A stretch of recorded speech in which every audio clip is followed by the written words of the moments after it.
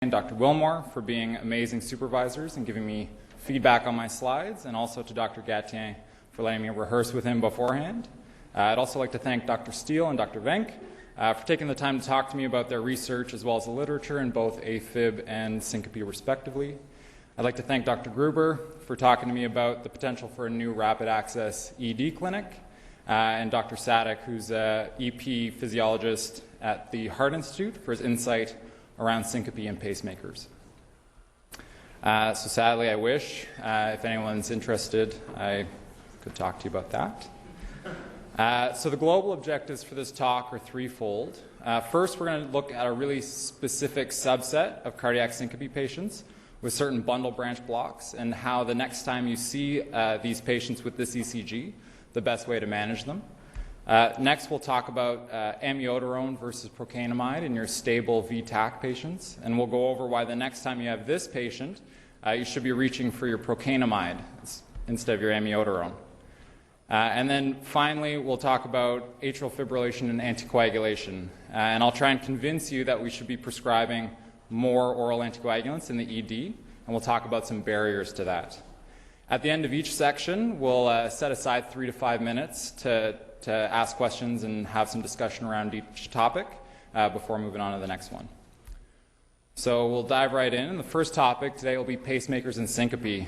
Specifically, I'm going to go into some of the evidence around bifascicular blocks in syncope and how, in fact, you may want to give them more weight the next time you see them in ECGs in these patients.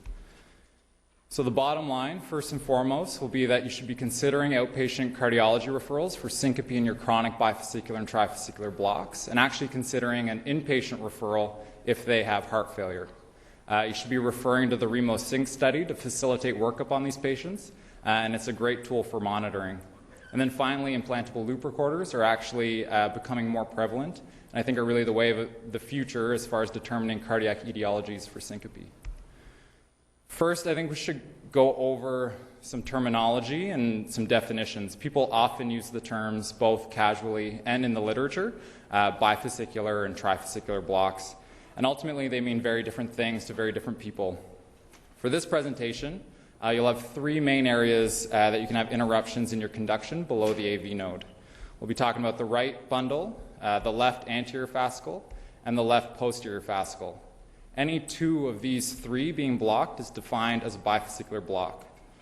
Traditionally, we talk about the right bundle and the left anterior fascicle being a common bifascicular block.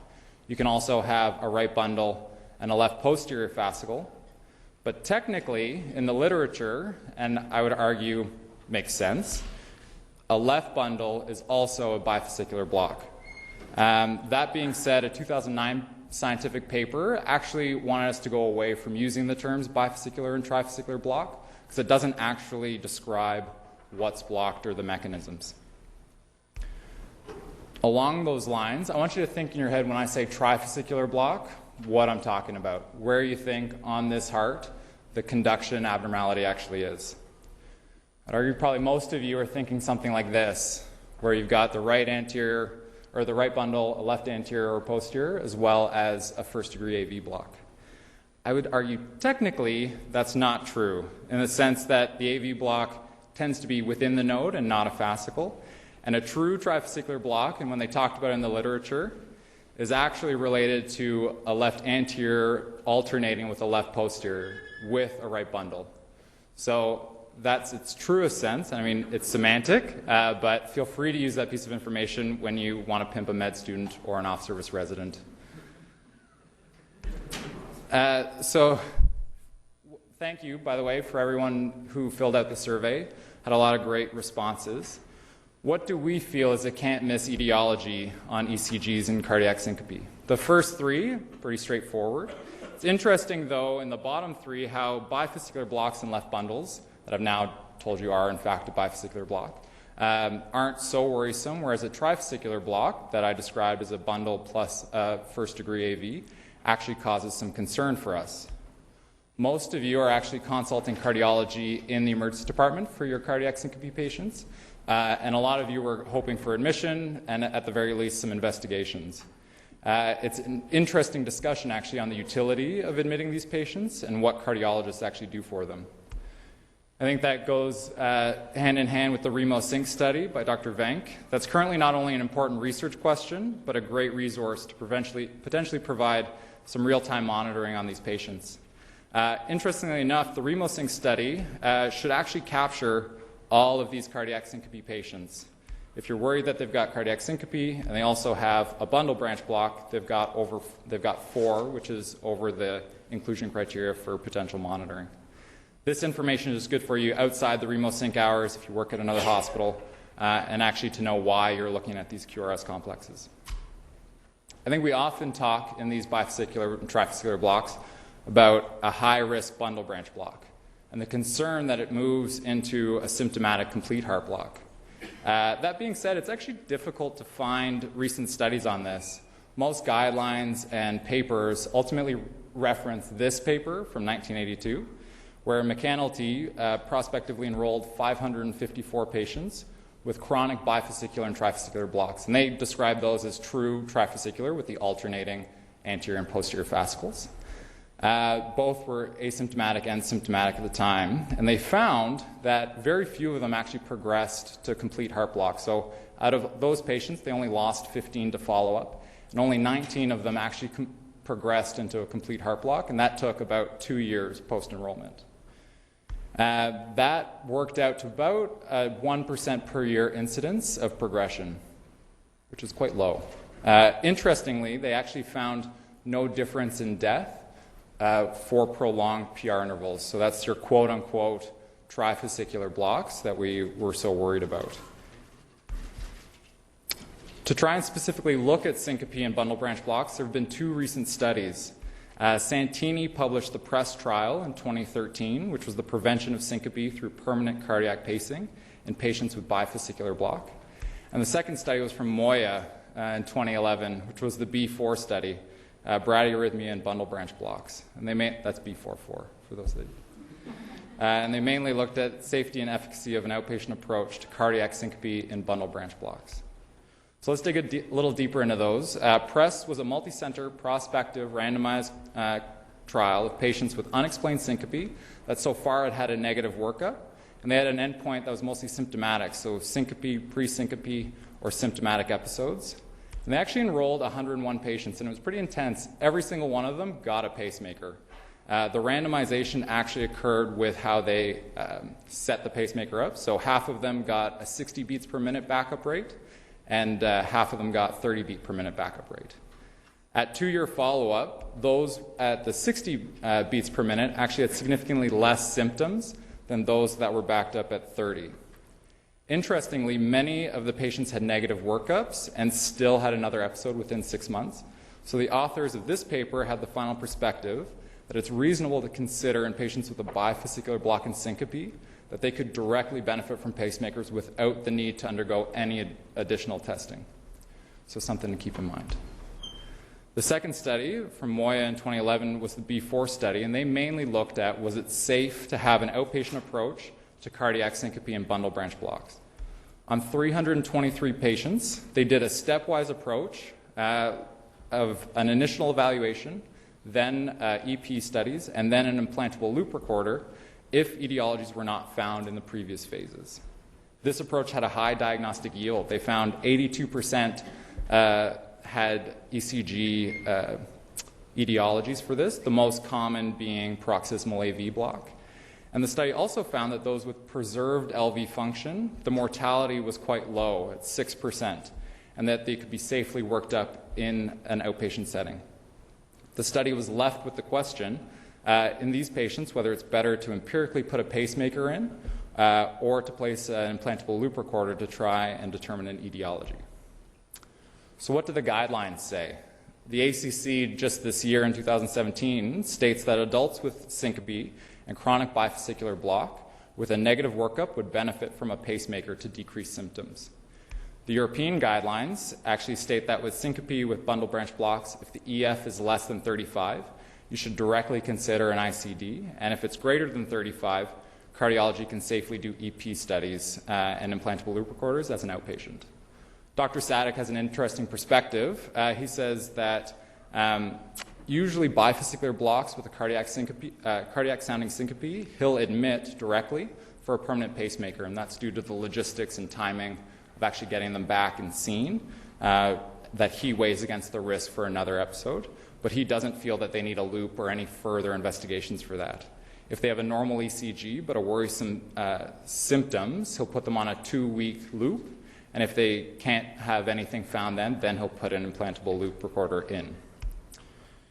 So just to reiterate that these are for cardiac syncope and to highlight the benefits of these implantable loop recorders, a recent publication by Verozzi, which Dr. Venk was an author on, published guidelines on vasovagal syncope that showed no benefit in pacemaker insertion except if there's a clinically relevant asystole on implantable loop recorders. And that was based off some evidence in the Issue 3 study that looked at neuromediated syncope with severe asystolic pauses. So I think my last point is just about these implantable loop recorders and how they've definitely shown some promise when it comes to diagnosis and management of syncope. Farwell in 2004 randomized 201 patients to either a standard loop recorder or holder or an implantable loop recorder. And in the end, they found 33% in the implantable loop recorder had an ECG diagnosis versus 4% in the conventional workup. The diagnosis was actually made quicker in the implantable group with a hazards ratio of 8.9. Currently, there's actually a trial going on in Calgary called the Sprightly trial, run by Dr. Sheldon, that's looking at that specific question of whether it's better in these patients to put an implantable loop recorder or to directly put a pacemaker in.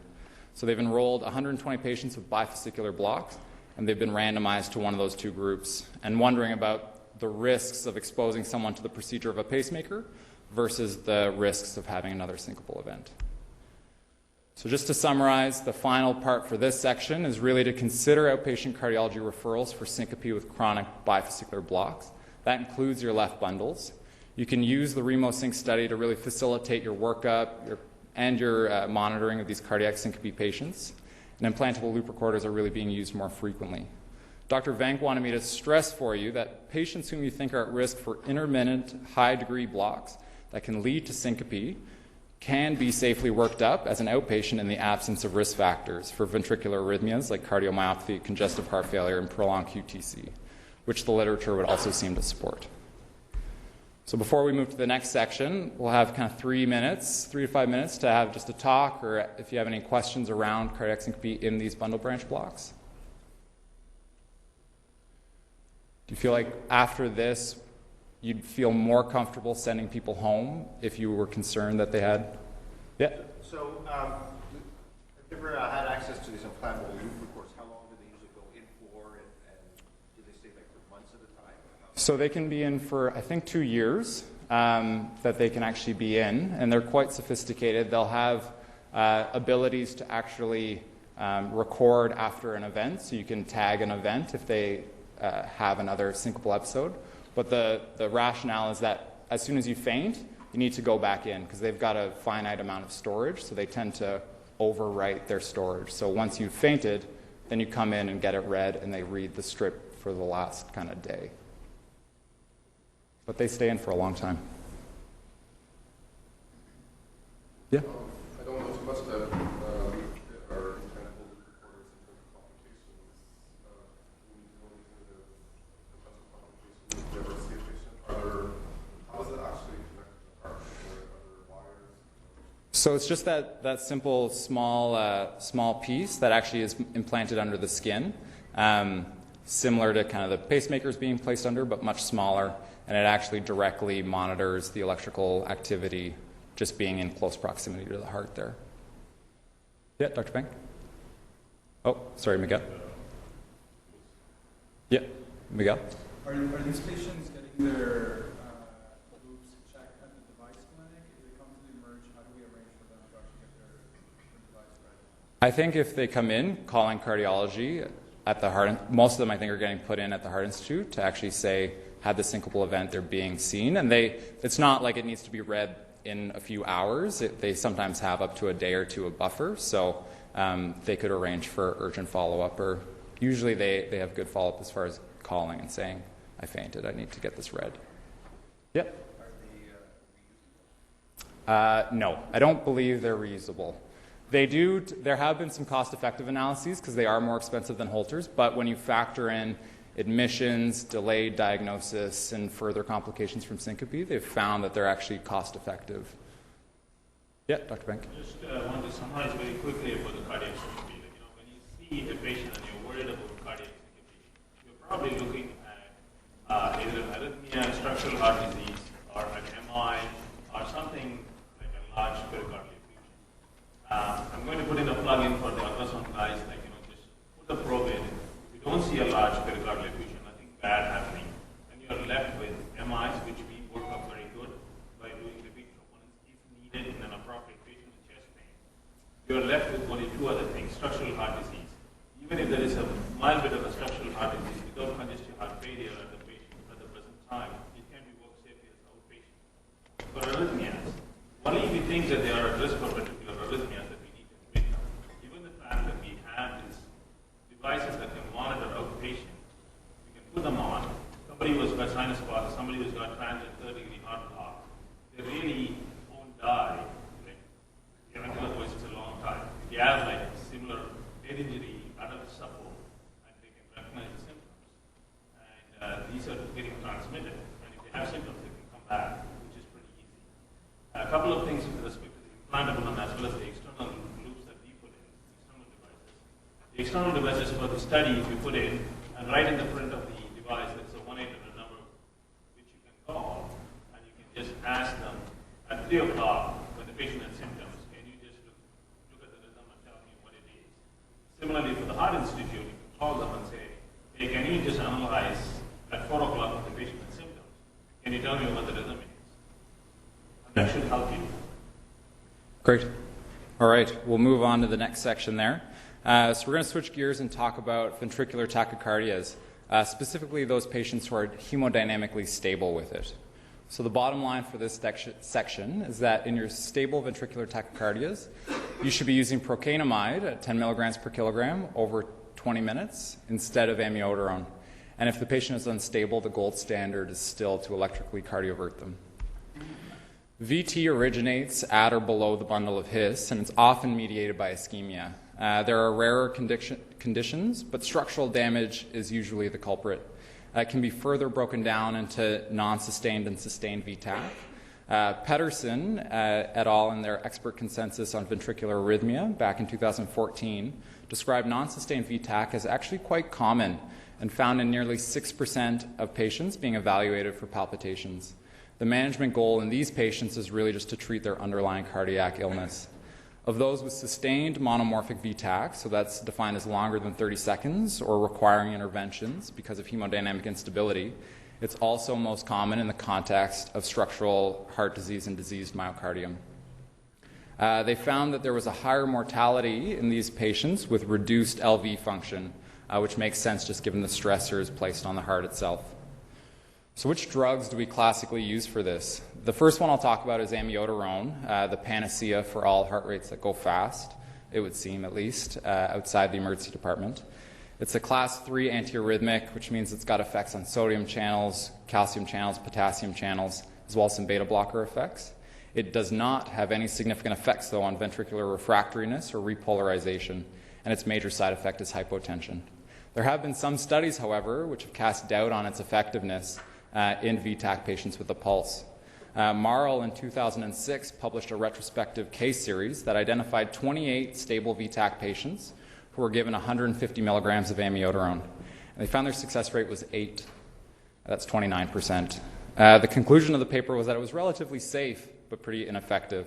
Another study by Tomlinson in 2008 was a retrospective case series on 41 patients with stable VTAC, and they found that after 300 milligrams, which is the European guideline of amiodarone, only 6 people terminated their arrhythmia within 20 minutes, and an additional 1 person converted within the hour.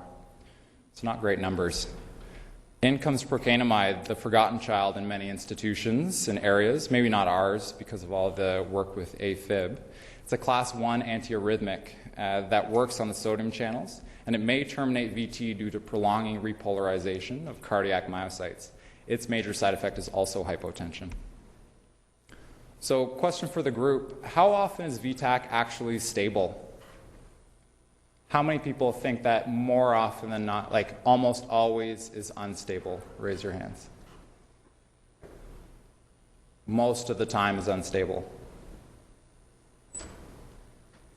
Kind of sometimes, but maybe less. Usually stable. Yeah, okay? And then almost always stable. Yeah, so I think you're right. We tend to believe, because we see the very impressive VTACs without a pulse, but the vast majority, and I think that's highlighted in the non-sustained where 6% of them were having VTAC, it tends to be a perfusing rhythm more often than not. So this is a case, a 56-year-old gentleman that's stable, feeling unwell, and his ECG shows a Y-complex monomorphic VTAC. What's your next step in management? So take a look at these different options, different drugs, and we'll poll the audience and see. So who's going to go straight to electrical cardioversion? Okay. All right. Perfect. Who's going to give amio 150? Hope on that 29%. Come on. Yeah. Okay. Who's going to give 300? Come on, 8. Okay. Who's going to give procainamide 10 at over 20 minutes? I mean, I did give that to you at the front. And then who's going to give procainamide 15 over 30, which is the AFib guidelines, or AFib protocol? Okay, good. So our local data is actually quite spread out. Out of 59 of you, I would say procainamide won, but it was definitely a close race between amio and electrical cardioversion. And I think that basically reflects current variability in populations and guidelines. So I've got 3 different guidelines for you here and 3 different top choices. So really, all of you are right, at least technically by the book. The ACC guidelines from 2006 use procainamide as a reasonable first choice in these patients. The European Heart Rhythm Association recommends amio as their first line, even though when you actually look at the reference they used to cite this recommendation, that study showed it was no better than procainamide. And then finally, the European 2015 guidelines actually recommend electrical cardioversion as your first line choice, but that you could also use either procainamide or amio if you wanted to.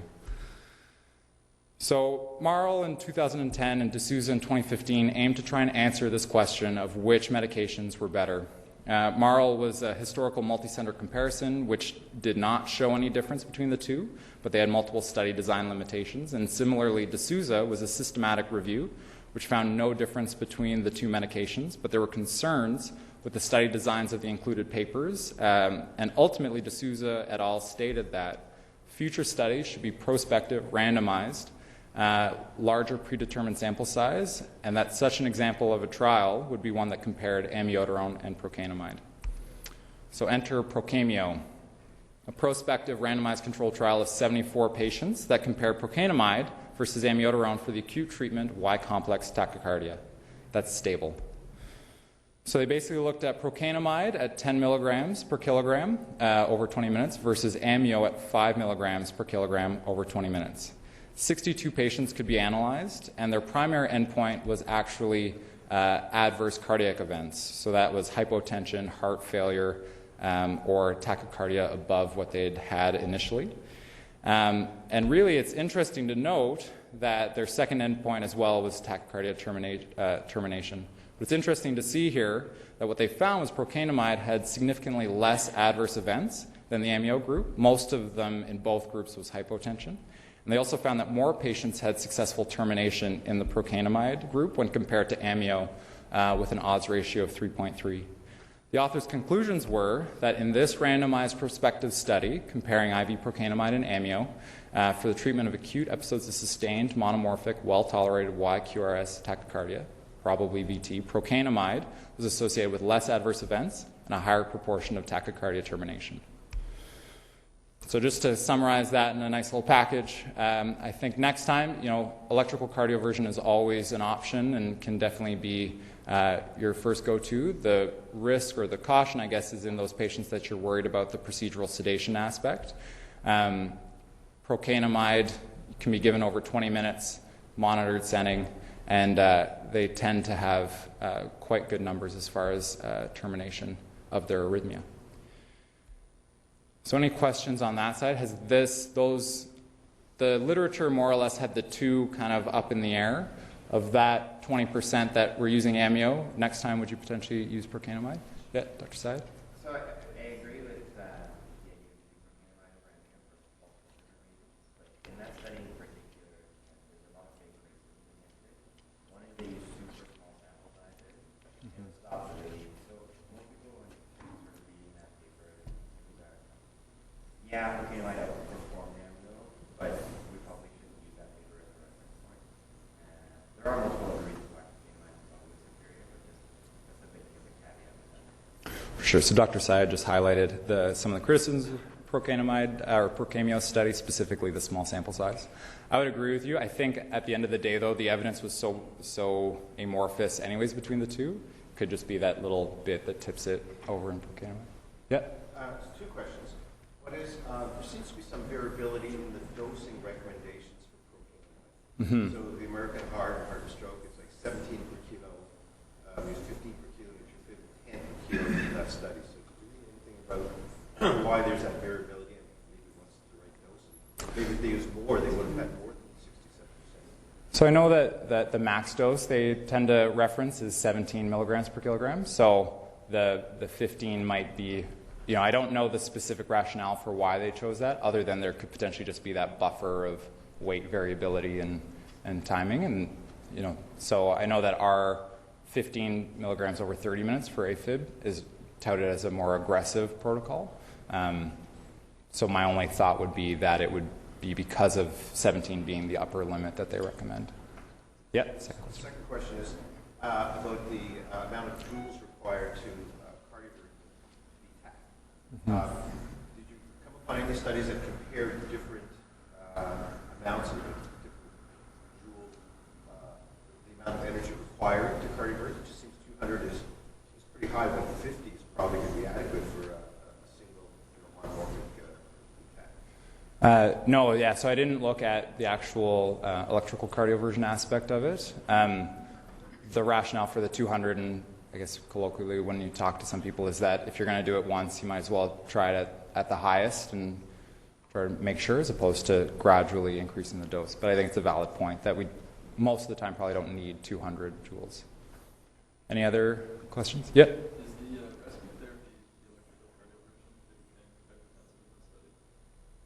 That's a good question. I can't remember.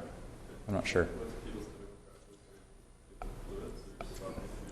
think it depends. To be honest, I think if they start becoming hypotensive, my thought would be electrical cardioversion. Depends how they're mentating, I guess, as far as the clinical picture goes, whether you want to trial stopping the infusion and giving fluids versus just saying, calling RT and sedating them and shocking them. I don't know, do people have other thoughts with that, what they would tend to do? Whether once they become hypotensive, potentially as an adverse drug effect, whether you'd go straight to electrical cardioversion or if you would try and stop the infusion and actually give like a fluid bolus. I think we know electricity works great. I think once you get into trouble with the drug, Yeah. it stops the drug, you use electricity. Yeah. Any other questions? I don't know if you came across lidocaine. I don't know, is there any difference between lidocaine and procainamide?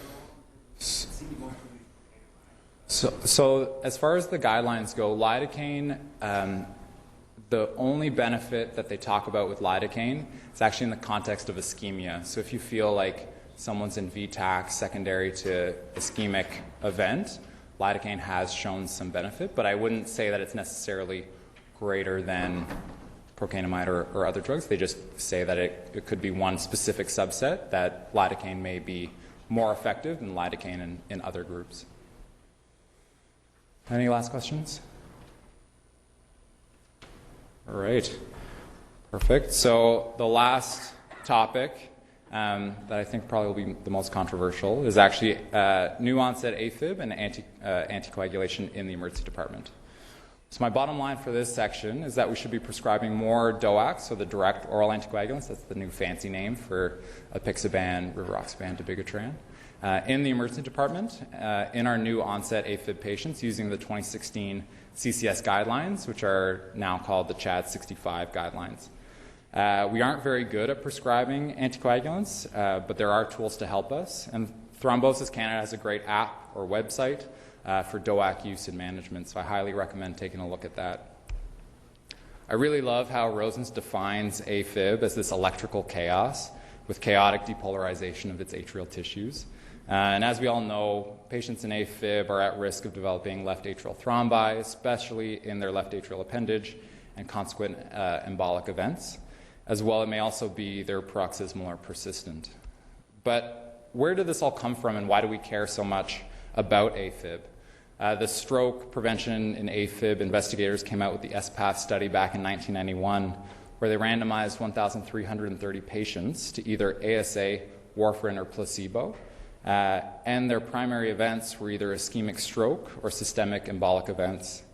With that, they actually stopped the study early as both ASA and warfarin were shown to be superior to placebo.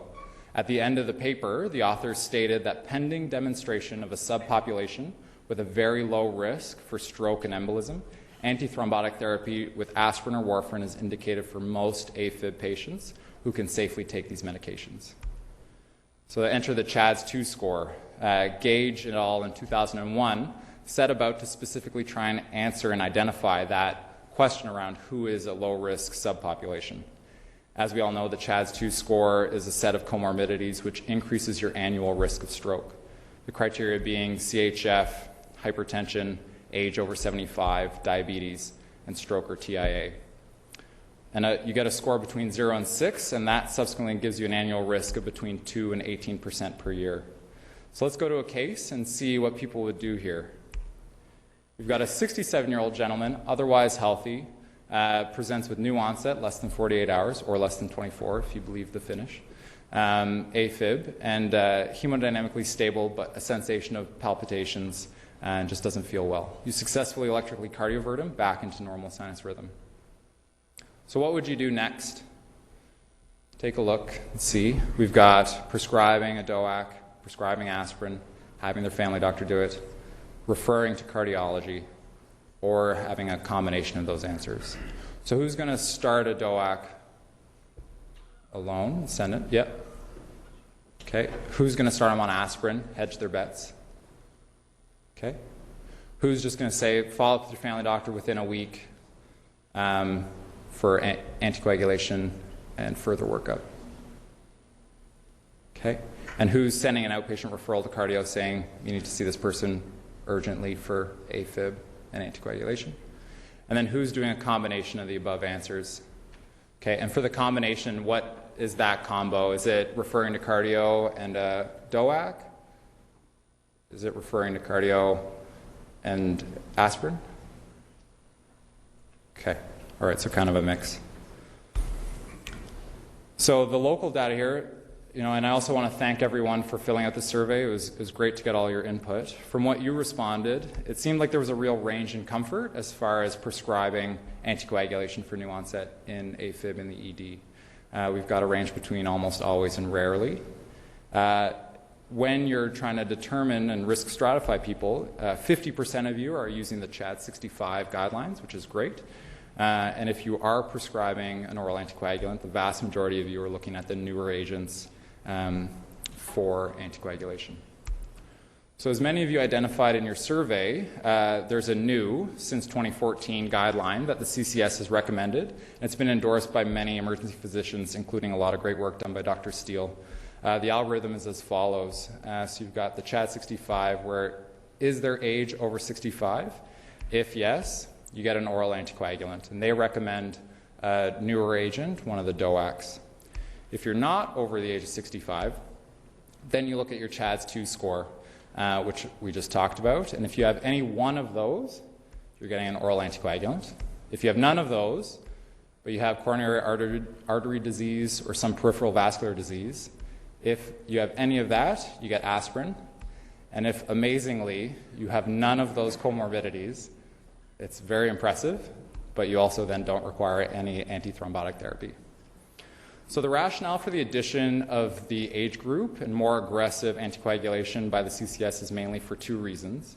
The first being that they found those between the age of 65 and 74 actually had an annual stroke risk of 2.1%, When you compare that to hypertension, which is 1.6%, and in itself a CHADS-2 risk score, they found it kind of silly to omit age as a potential risk factor. The second rationale they had for more aggressive anticoagulation is that most people who survive a major bleeding event, and that's a big caveat, those that survive it, tend to survive it very well with minimal deficits.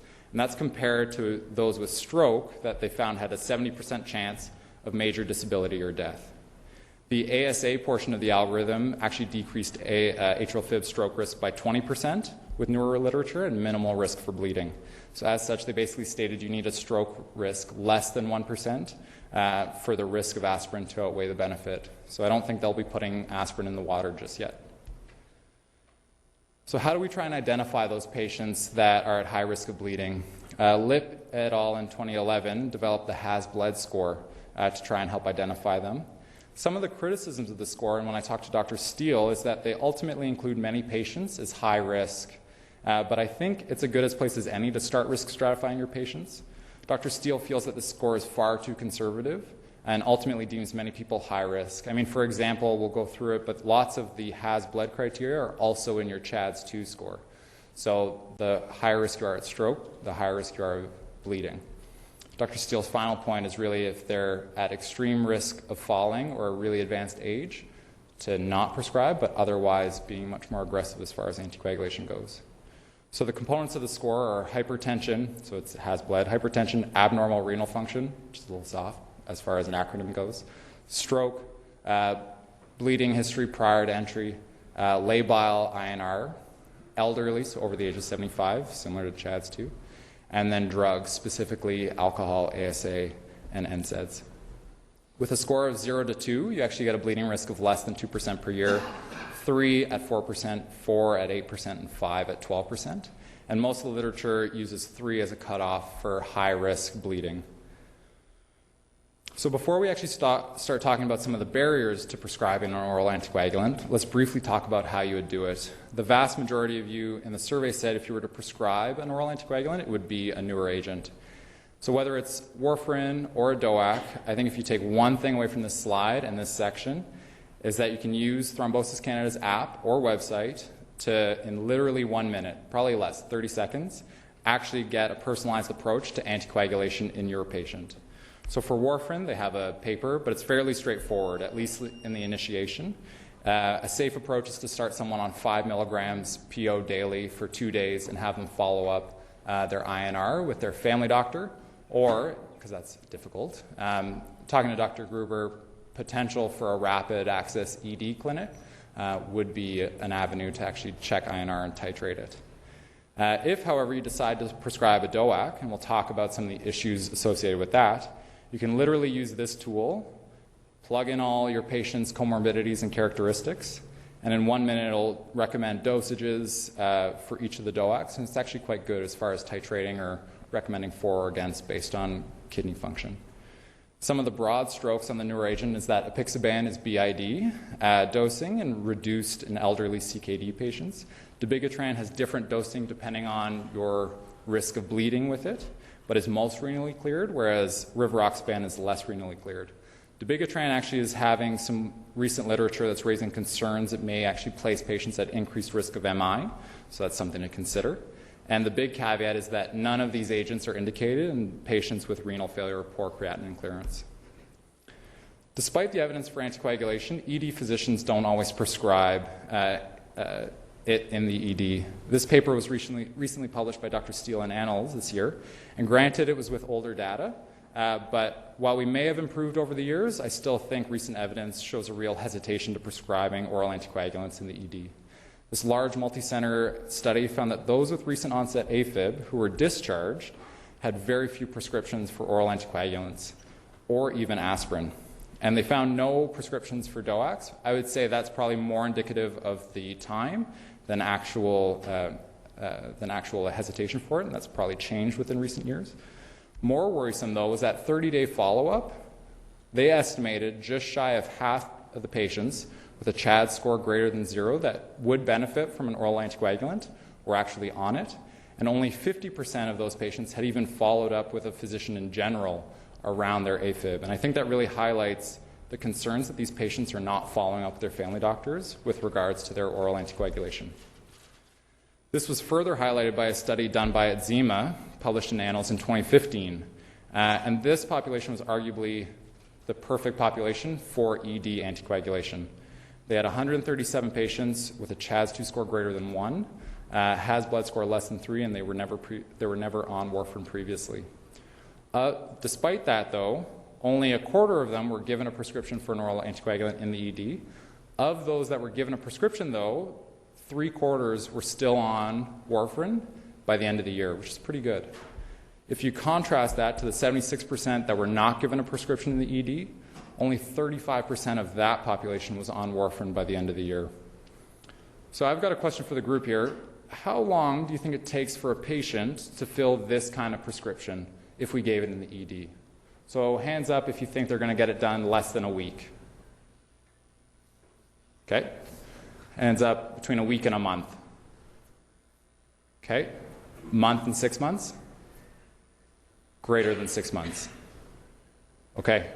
So let's compare that to if we don't give them a prescription, how many do you think are going to see their family doctor, get a prescription, and fill it within a week? Okay. Between a week and a month? Okay. Between a month and 6 months? And greater than 6 months. Okay. So the mean days for an ED prescription were 6 days, and no ED prescription was 205 days. That's like between 6 and 8 months. So if you think about, it's easy to say, oh, within a week, their CHAS score, if you dial it down, it's going to be really low. In these patients, on average, if you had a CHAS score of 4, they had a 1 in 20 risk of stroke in that time period. If they had a CHAS risk of 5, that goes up to a 1 in 10 chance of stroke within that time period alone. So I think it's not as simple as saying follow up with your family doctor in a week. For those of you that might be saying, well, maybe they had a good reason to not put them on an oral anticoagulant, Schurmeyer in 2013 looked at 2 Canadian centers in a retrospective chart review to try and determine appropriate anticoagulation. And this included prescribing against the guidelines if you had a discussion or even said follow up with your family doctor. So all that included, like follow up with your family doctor, I don't think you should be on an anticoagulant because you're at risk of falling. That counted as appropriate anticoagulation. So despite that, they found 150 patients that would benefit from anticoagulation and were not receiving it, and half those patients had no documentation as to why they were not on an oral anticoagulant. So I guess the other take-home pearl of this is if you're not going to send someone home with an oral anticoagulant, you should document why, or else it didn't happen. So what are the barriers to this? I think a big barrier that people highlighted in the survey and in the literature is that we worry about this. We worry about the bounce-back bleeds. The colleague that says, do you remember that patient you started on an anticoagulant last week? That Oasis bounce-back email. That sticks with us and we feel really responsible for it. Conversely, we don't actually feel responsible for this. We don't have a sense of ownership. Most of the time we say, well, there's a really small risk, but he's just unlucky, or yeah, maybe we could have started him on something, but he probably would have just bled, and then we'd have that problem. Sen and Dahlberg in 2014 actually found a survey of family doctors in Australia struggled with this very thing, that those doctors felt responsible for an intracranial hemorrhage with patients on anticoagulation, but did not feel responsible for patients with strokes that did not receive it. A study by Chowdhury in 2006 backs that up in a Canadian context. This was a Canadian hospital study looking at arguably mostly cardiologists, MRPs, but shows that bleeding affected prescribing patterns afterwards with other patients, but ischemia doesn't. That persisted to the end of the study. So they found that after a bleeding event with one of their patients, at 90 days, they were 21% less likely to prescribe an anticoagulant, and that actually got worse with time. And by the end of the study, they were 40% less likely to prescribe an anticoagulant. If you compare that after an ischemic stroke, they had no change in their prescribing patterns. Another study interviewing physicians about their considerations described the act of prescribing an oral anticoagulant and having a bleed, an act of commission, being worse than the act of not prescribing and having a stroke, an act of omission. So some refer to the axiom of first do no harm, which I think is an interesting concept when we struggle with whether or not we should put these patients on an anticoagulant. People often cite falls as a reason to not prescribe anticoagulants, both in the literature and in our survey. But how much of that is a risk, especially in the context of the benefit associated with anticoagulation we just talked about? On top of that, aren't falls pretty dangerous for the elderly at baseline? Dr. Hendon talked to us last week about how basically if you're elderly and falling, that's a recipe for disaster. So when does adding an anticoagulant make that disaster a catastrophe? Manson Hing in 1999 attempted to create a mathematical model to try and address and quantify this risk associated with anticoagulation in the context of falls. I'm going to be totally honest, it was really complicated, and I still probably don't really understand the mathematical models that they were talking about. So that's the full disclosure. That being said, you'll have to take the study with a grain of salt. There were some assumptions they made as far as event rates above and beyond when associated with oral anticoagulants, as well as the additional risk that an anticoagulant confers in the context of a subdural hemorrhage. But their final conclusion was this. On average, elderly people are going to fall less than 2 times per year. They hopefully don't look like that because that doesn't look so good. Of those falls, though, 1 in 10 are going to have a major injury. And I think of all your hip fracture patients that you see, it's pretty believable. You know, they're at high risk for something bad happening in general once they fall. So they looked at subdural hemorrhages and said, how much more would someone have to fall for their additional risk on an oral anticoagulant to outweigh the benefit that warfarin, in this paper, provides to reduce your risk of stroke? And they actually found that you needed to fall 295 times in a year for your increased risk of subdural hemorrhage to outweigh the benefit of warfarin. So I would argue that it's the fall that's going to kill your patient, not the subdural hemorrhage that they're going to get from the fall. So something to think about. The last barrier that many of you identified is cost, as well as limited LU codes. And bottom line, I think you're right. It definitely is an issue for those patients that don't have private insurance. While with the LU code, there are very specific inclusion criteria. LU code 431, for those of you that are interested, basically describes either a failure of warfarin, which doesn't really apply with these new onset AFib patients, or a contraindication of warfarin, or an inability to monitor INR. And I think this last consideration, the inability to monitor, is a very personal and very patient-specific consideration. Many of you also identified that if you end up using an LU code in your elderly patient that can't mobilize, you're then committing your family doctor to perpetuating that LU code. So I agree, those are definitely valid considerations, and it would be interesting to hear a discussion on that. Talking to Dr. Steele, the next steps moving forward, CAPE's actually creating guidelines for anticoagulation in AFib patients in the ED. It's a consensus statement between ED physicians and cardiologists. They don't recommend using the HAS-BLED score and actually are talking about really, like I said, if they've got a high risk of falls or they're elderly to reconsider anticoagulation, but otherwise putting them on an oral anticoagulant. So just to summarize this section, use the CHA-65. I would argue you can start with the HAS-BLED risk score to definitely find that low-risk patient to start an oral anticoagulant, preferably a DOAC. And I would say that if we don't start it, it may not get started, so keep that in mind. Bleeding events are rare, but they bias our practice when they happen. And there are practical barriers to starting someone on an oral anticoagulant. So just to take it all home for the last 3 sections, syncope and your chronic bifascicular blocks warrant further workup by cardiology. Think about procainamide at 10 milligrams per kilogram over 20 minutes for your stable VTAC patients, and use your CHA-65 with your HAS-BLED score to prescribe DOACs in the new AFib patient from the ED. Thank you very much, and I'll take any questions.